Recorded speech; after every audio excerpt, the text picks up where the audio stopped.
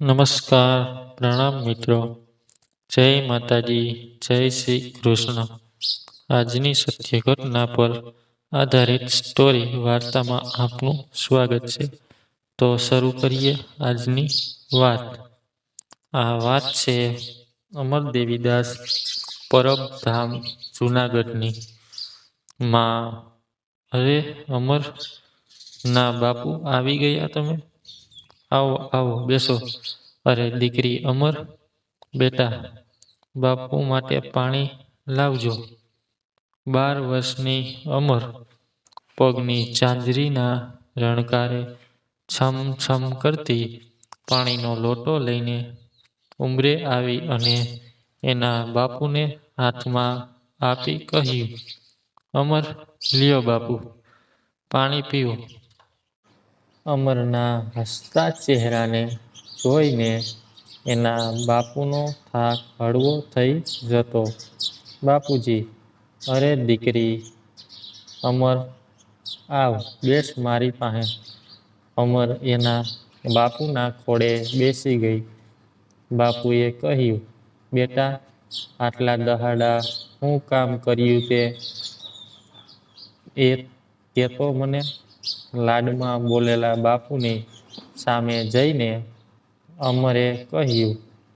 અમર બોલે છે, મેં છે ને ઘરકામ કર્યું, ખેતરમાં ગઈ, મારી સખીઓ હારે રમવા ગઈ, બહુ બધું કામ કર્યું બાપુ.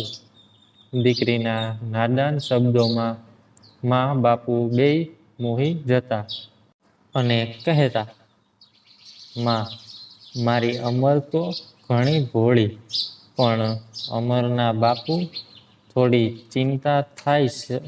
અમરને ઘર તો સારું મળે ને? માના આવા ચિંતાજનક શબ્દોથી અમરના બાપુ બોલ્યા.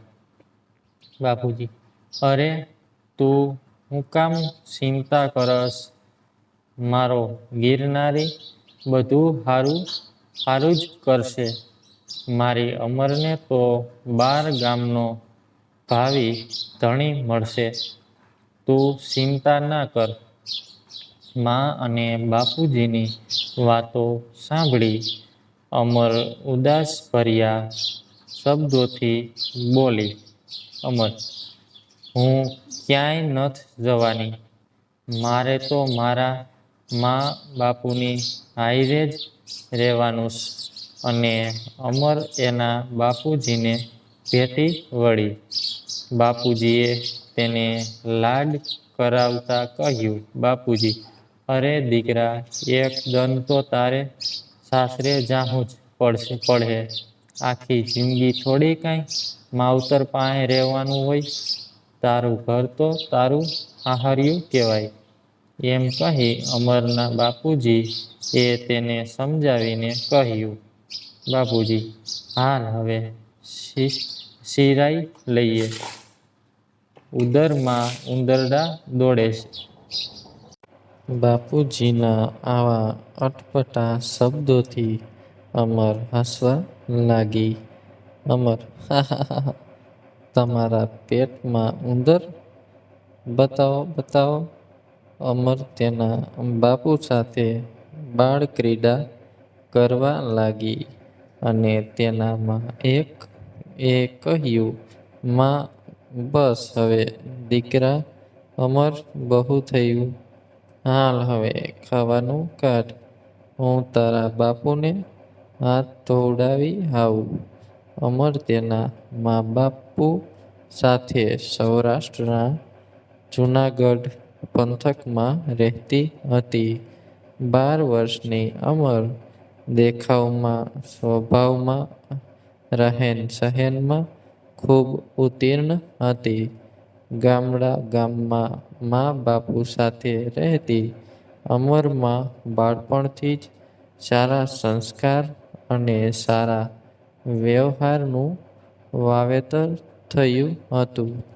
જૂનાગઢ પંથક એટલે સાધુ સંતોનો પ્રદેશ એવું કહેવાય.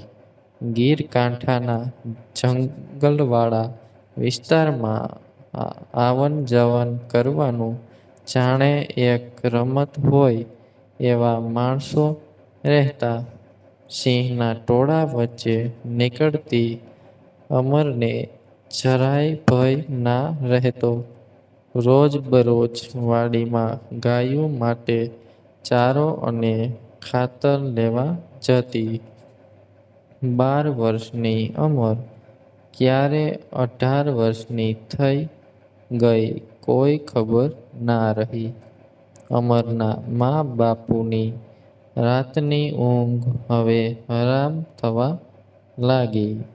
જુવાન દીકરી થાય એટલે મા બાપની આંખો જાણે ત્રણે પળ ખુલીને ખુલી રહી જાય એમ મા બાપુ અમરની ચિંતા કરતા. 18 વર્ષની અમર માટે લગ્નની વાતો કરવાનું શરૂ થઈ ગયું હતું. જેવી રૂપવાન ગુણવાન દીકરીના લગ્ન માટે કોઈ કચાશ ના રહી જાય તેનું ધ્યાન રાખતા અમરના મા બાપુજી દરેક વાતે જાણ રાખતા કે અમારી દીકરીને કંઈ ખોટ ના રહી જાય અને એના અનુરૂપ કોઈ સારો મૂર્તિયો મળી જાય. જેવી અમર હતી એવો જ એક યુવાન અમરના મા બાપુજીને મળી ગયો હતો. 12 ગામનો ધણી એવા દરબારના એકનો એક દીકરા સાથે અમરનું સગપણ નક્કી થઈ ગયું. ગોળ ધાણા ખવાઈ ગયા. લગ્નની તારીખ પણ લેવાઈ ગઈ.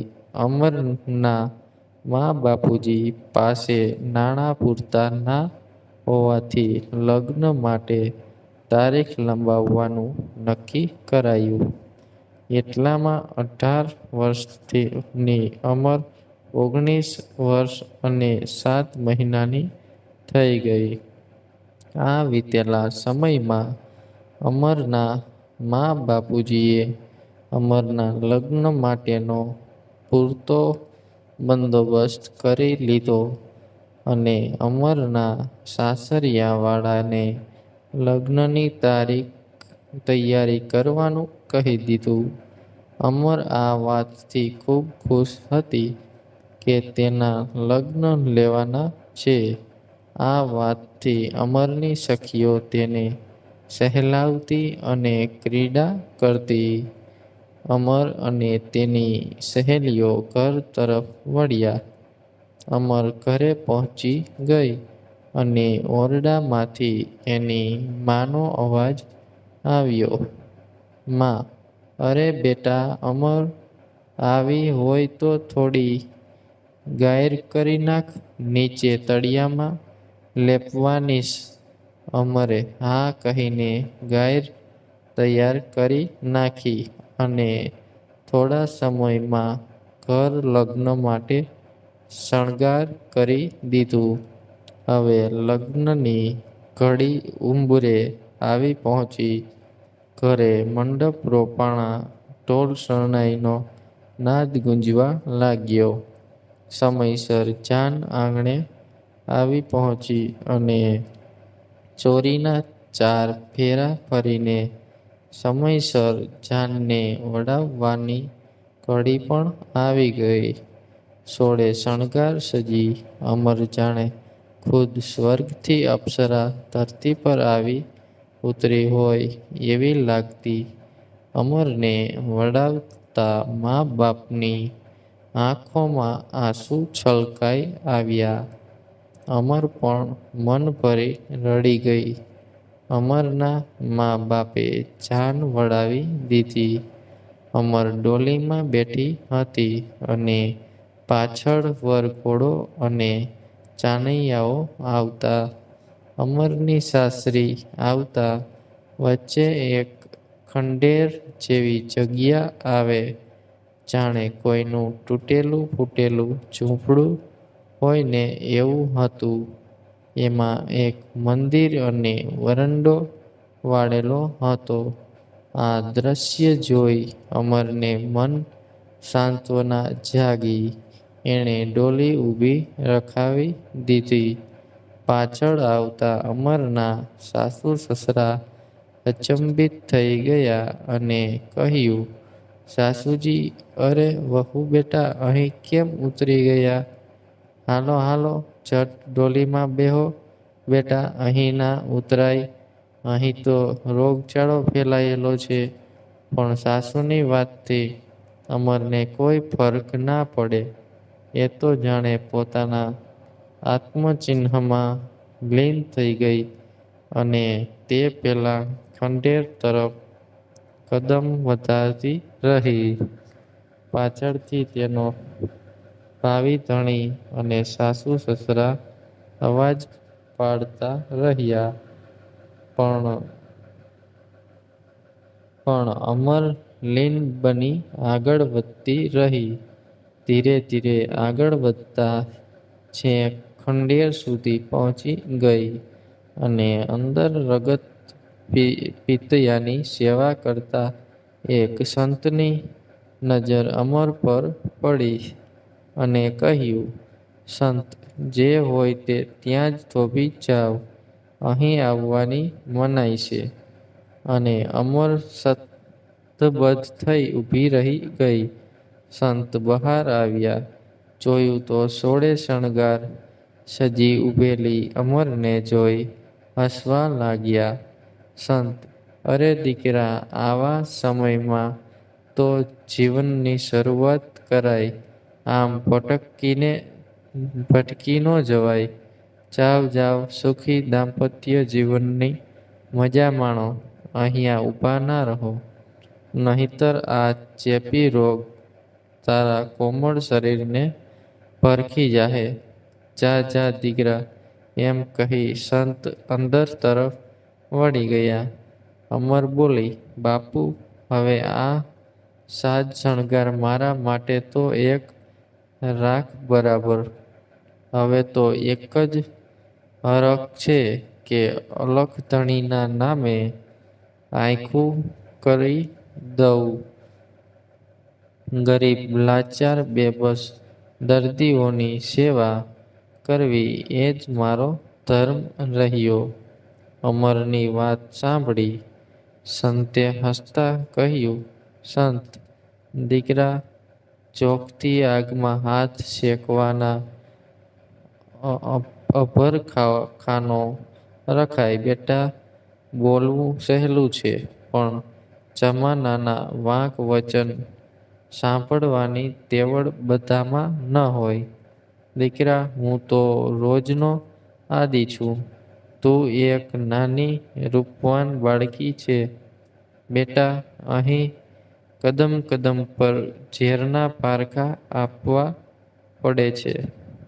તમને નહીં પરવડે જાવ તમે, પણ અમર તો અઠે ભરાણી. અને સંતે રજા આપી. સંત, ઠીક છે દીકર, જેવી અલખ ધણીની મરજી. અને અમર ખંડેરમાં પગ મૂકવા ગઈ ત્યાં પાછળથી એના પતિએ હાથ ઝાલી કહ્યું, દરબાર, અરે અમર, તમે આવું કેમ કરો છો? તમે આવી રીતે જશો તો મારું હું થાહે? હજુ તો મેં મનમાં સપનાનું વાવેતર કર્યું ને તમે એને બંજર કરી ના જાવ. ભાવિ ભરથારના ઉદાસ ભર્યા સ્વરનો જવાબ આપવામાં અમરને કોઈ અસર ના થઈ અને બે જ શબ્દમાં કહ્યું, અમર, હવે મારે મન બધા ભાઈ બાપ. મારો તો બસ હવે અલખ ધણી. તમે જાઓ, તમને ઘણીએ મળી જાહે. આટલું કહી અમર અંદર તરફ વળી ગઈ અને સંત પાસે જઈને ઊભી રહી ગઈ. બહારથી અમરની થયેલ સાસુ ગુસ્સામાં ને ગુસ્સામાં સંતને ગાળો અને શ્રાપ આપવા લાગ્યા. અને સંત હસતા મુખે બોલ્યા, જેવી અલખ ધણીની મરજી. અમરના સાસરી વાળા ખાલી હાથ પાછા વળી ગયા. અને સંતે અમરને કહ્યું, સંત, દીકરા, તમે ઓરડામાં જાઓ અને પેખ બદલી લ્યો. આવા વેશ સેવાનો થાય. અને હા દીકરા, તમે સેવા કરવા માંગતા હોય તો અહીંથી સેટા રહેજો, નહીં તો તમને રોગ લાગી જશે. સાધુની વાત માની અમર ઓરડામાં ગઈ અને શણગાર ઉતારી સફેદ વસ્ત્રો ધારણ કરી લીધા અને કહ્યું, જય અલગ ધણી. અને બહાર આવીને કહ્યું, બાપુ, કામ બતાવો. સંતે હસતા કહ્યું, દીકરા, હું કોણ કામ બતાવવા વાળો? હું તો ચાકર છું. તમે જાવ ને દવા બનાવવા લાગો. સામગ્રી ત્યાં પડી છે. અમર મલકતા મલકતા આગળ વધી અને દવા બનાવવા બેસી ગઈ અને સંતને કહ્યું, બાપુ, તમને લોક ક્યાં નામથી ઓળખે છે? ત્યારે સંતે દેવીદાસ નામ આપતા કહ્યું, આ જ મારી ઓળખ છે. અને સંત દેવીદાસે અમરને કહ્યું, તારું નામ શું બાઈ? ત્યારે એણે અમર નામ આપ્યું અને કહ્યું, બાપુ, મારું નામ અમર હતું, હવે અમરબાઈ થઈ ગયું. સંત દેવીદાસ મનમાં વિચારતા રહેતા, ખરી સ્ત્રી છે. જે ઉંમરમાં સોળે શણગાર સજી સંસારના ઓવારણા લેવાના હોય એ સમયે આ બાઈ ભક્તિમાં રંગાઈ ગઈ. જેવી અલગ ધણીની મરજી. અમરબાઈને મન થતું, જે કામ બાપુ કરે એ કામ હું કરું. પણ સંત દેવીદાસ અમરબાઈની ઉંમર જોતા ના કહી દેતા, કારણ કે સંત બહારની દુનિયાથી ભલી ભાંતિ જાણીતા હતા. પણ અમરબાઈ તો હરખમાં રંગાયેલા અખંડ જ્યોતના પ્રકાશે ઉભરાયેલા અલગ ધણીની ભક્તિમાં રંગાઈ ગયા હતા. અમરબાઈ, બાપુ, હવે તમારી ઉંમર થઈ ગઈ. લાવો, હું ઘરે ઘરે જઈ અન્ન માંગી આવું. અને સંત સ્પષ્ટ ના કહી દેતા, છતાં અમરબાઈએ દેવીદાસને મનાવી લીધા અને ઝોલી લઈ ગામમાં જવા લાગ્યા. એક દિવસ, બે દિવસ, એમ એક અઠવાડિયું અમરબાઈ ગામમાં આવવા લાગ્યા અને એક શાર્દુલ નામનો જાગીરદાર ગામના ચોરે બેસીને ડાયરો જમાવતો અને કહુંબાનો કસ લેતો. એક દિવસ શાર્દુલની નજર અમરબાઈ પર પડી અને મોહી ગયો. એક દિવસ જવા દીધી. બીજા દિવસ ફરી તેની નજર અમરબાઈ પર પડી અને રાહમાં રોકીને કહ્યું, શાર્દુલ, અરે, આ મોગરા સમ ખીલતું ચોબન પર આવા ભેખ ના હોય બાઈ. આ સમય તો રાણી બની રાજ કરવાનું હોય. આ સાંભળી અમરબાઈ બોલ્યા, ભાઈ, જેવી અલગ ધણીની મરજી. અને ત્યાંથી આગળ વધવા લાગ્યા. શાર્દુલ એથી સંતોષ માને એવો ન હતો. રોજ બરોજ અમરબાઈનો પીછો કરતો અને વચ્ચે ઊભા રાખતો. એક દિવસ થયું એવું કે પરબમાં જમવા માટે સાધુ સંતો આવ્યા. પણ પરબમાં ખાવા માટે કશું હતું નહીં. અને સંત દેવીદાસ બીજા ગામ ગયા હતા. અમરબાઈ કિરાણાની દુકાને ઉધાર સિંધુ માગવા ગયા. પણ ત્યાં દુકાનદારે અમરબાઈનું કુંવારું જોબન જોઈને શરત મૂકી, શેઠ, સીધું આપું તો ખરા, પણ એક રાત અમારા મોલે આવવું પડે હો. બોલો, છે મંજૂર? અમરબાઈ હસતા મુખે એટલું બોલ્યા, જેવી અલખતણીની મરજી. ભાઈ, તમે સીધું આપો. હું રાતે તમારા ઘરે આવી જઈશ. એવું કહીને અમરબાઈ કરિયાણું લઈને પરબ આવ્યા અને સાધુ સંતોને જમાડી વિદાય આપી. રાત પડતા અમરબાઈને પેલા દુકાનદારને આપેલું વચન યાદ આવ્યું અને હાલતા થયા અને દુકાનદારના ઘરે પહોંચ્યા ને કહ્યું, અમરબાઈ, શેઠ, હું મારા વચન પાળવા આવી છું. અને અંદરથી શેઠ બહાર આવ્યો અને અમરબાઈને અંદર લઈ ગયો. શેઠ હસતા હવસના આવેશમાં ભૂલી ગયો કે અમરબાઈ કોઈ આમ મહિલા ન હતી. અમરબાઈ કોઈ પણ જાતનો પ્રતિભાવ આપ્યા વગર સ્થિર ઊભા રહી ગયા. જેવો શેઠ અમરબાઈ તરફ આવ્યો અને એક આંતરિક પ્રકાશ થયો, તુરંત શેઠને આખા શરીરે લકવા મારી ગયો. શેઠને પોતાની ભૂલનો આભાસ થયો અને જેમ તેમ બે હાથ જોડી માફી માંગી અને અમરબાઈ જય અલખતણીનો નાદ આપી ચાલ્યા ગયા.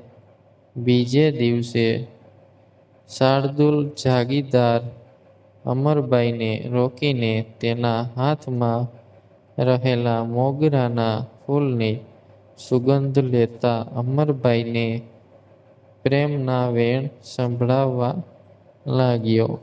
અમરબાઈ આગળ અને શાર્દુલ પાછળ એમ પરબધામ સુધી આવી પહોંચ્યા.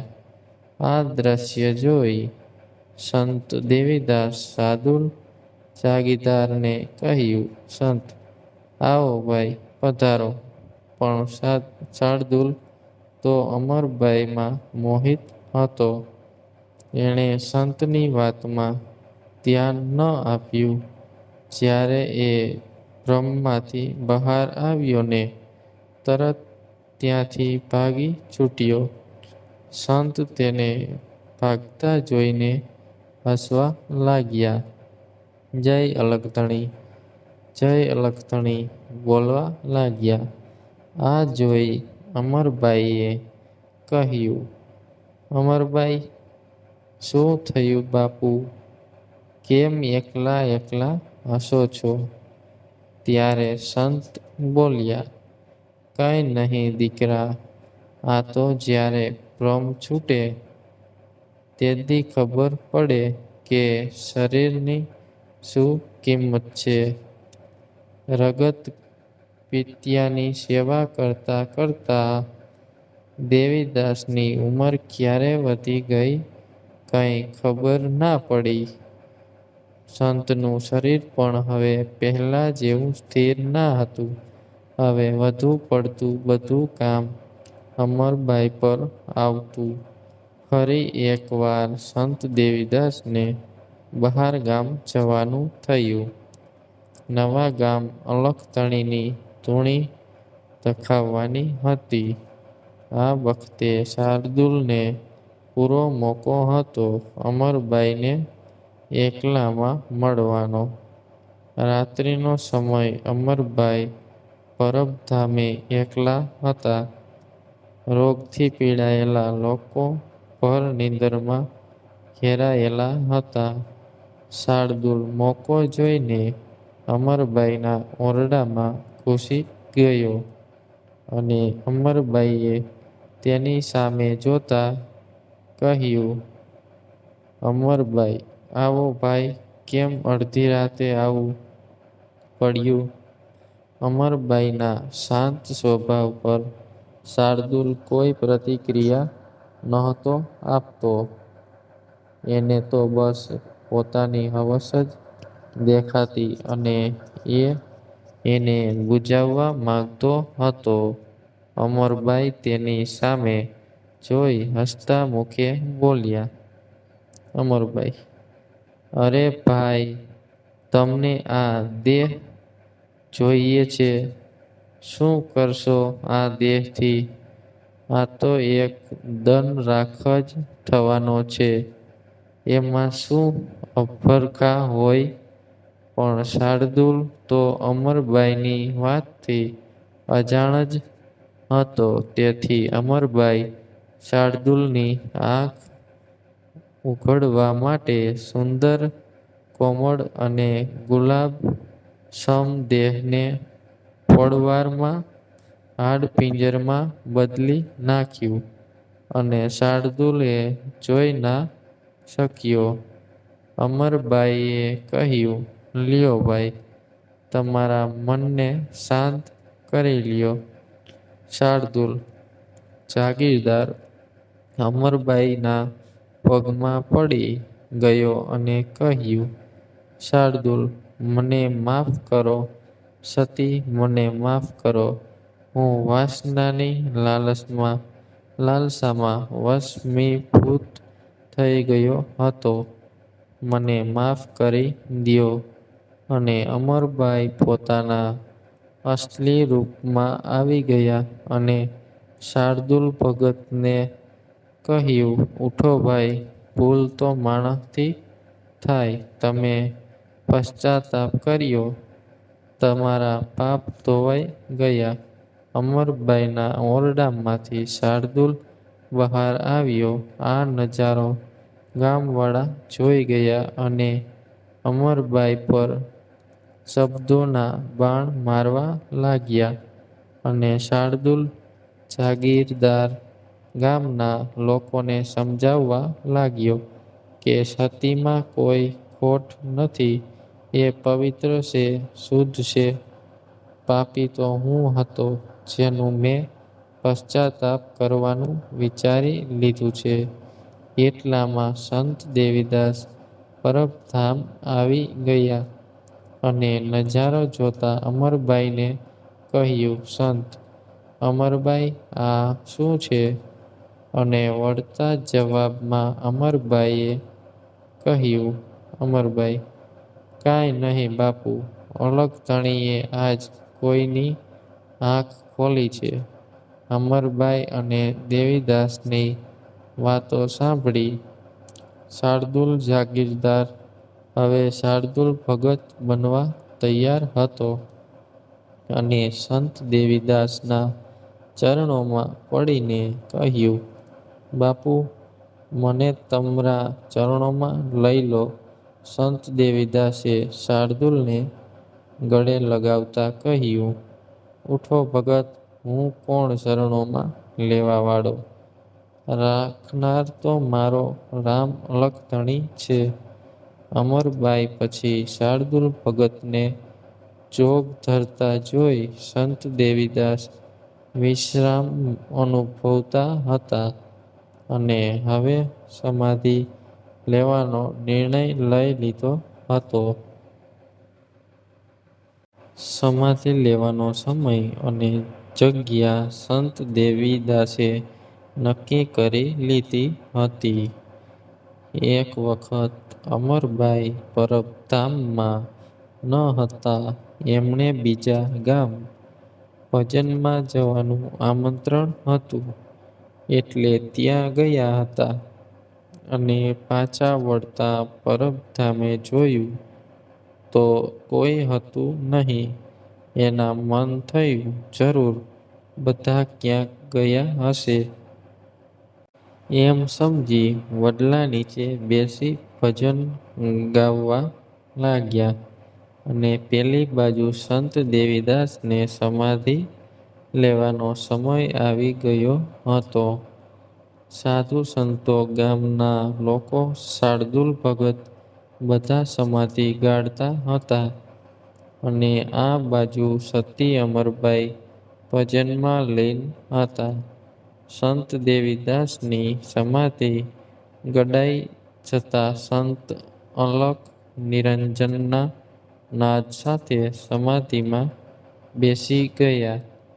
ત્યાં રહેલા બધાએ સંત દેવીદાસની સમાધિ પર ફૂલ માટીની ચાદર ચડાવવા લાગ્યા.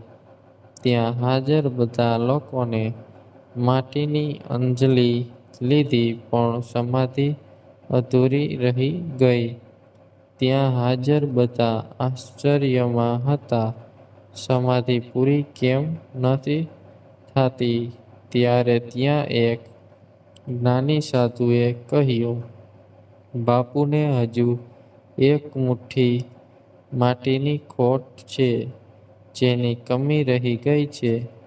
ત્યારે શાર્દુલ ભગતે કહ્યું, જરૂર અમરમાની કમી વર્તાય છે, અને કોઈ સંતને પરબધામે અમરબાઈને બોલાવી લાવવા કહ્યું.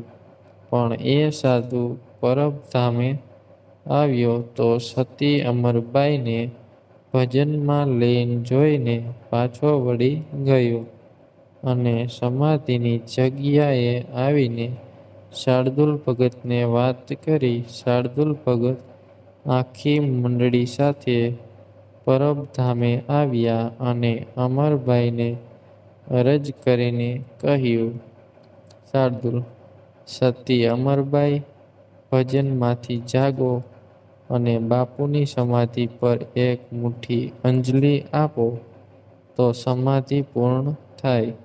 શાર્દુલ ભગતના બે શબ્દોના તારથી તરત જ અમરબાઈનો દેહ પરિવર્તિત થઈ ગયો. શાર્દુલ ભગત બે હાથ જોડી અમરબાઈની ભક્તિની પ્રશંસા કરી અને એ મોટી સંત દેવીદાસની સમાધિ પર રોપવામાં આવી અને સમાધિ પૂર્ણ થઈ ગઈ. રૂપ, રૂપિયો અને રજવાડું આજ છે અને કાલ જતું રહેશે, તો બસ વિશ્વાસ, પ્રેમ અને લાગણી અમર છે.